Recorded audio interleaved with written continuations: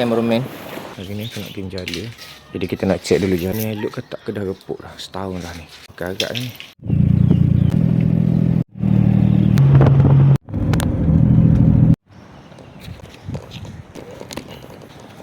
Banyak sampah. Siapa pun sampah rata-rata ni, adik tak?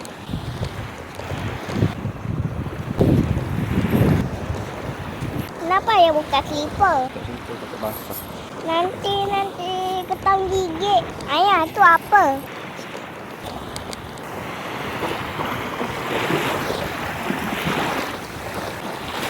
Kenapa bang?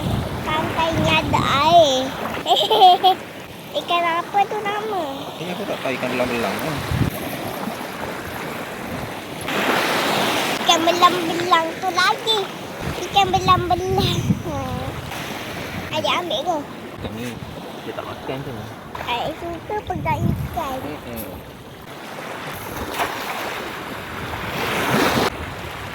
Oh, ada anak belanak. Anak. Anak ikan belanak. Ni adik gisi ke dalam balik. Nanti dia gigit. Dia hidup lagi. Tak gigit ikan ni, tak ada sengat. Sebab dia tak ada benda tajam tu. Sebab dia bukan ikan duri. Nak lari ke? Nak lari. Takut. Tak nak. Sekejap. Adik ambil Ayah sikit lagi nak langgar ikan.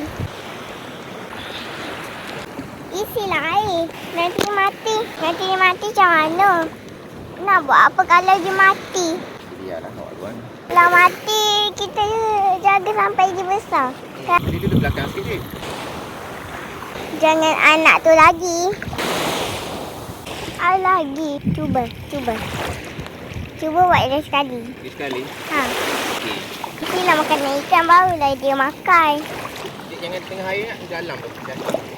Dalam tu ada duduk atas darat sikit. Tuas tu pun dalam ke? Ni cameraman. Cameraman kulu kili.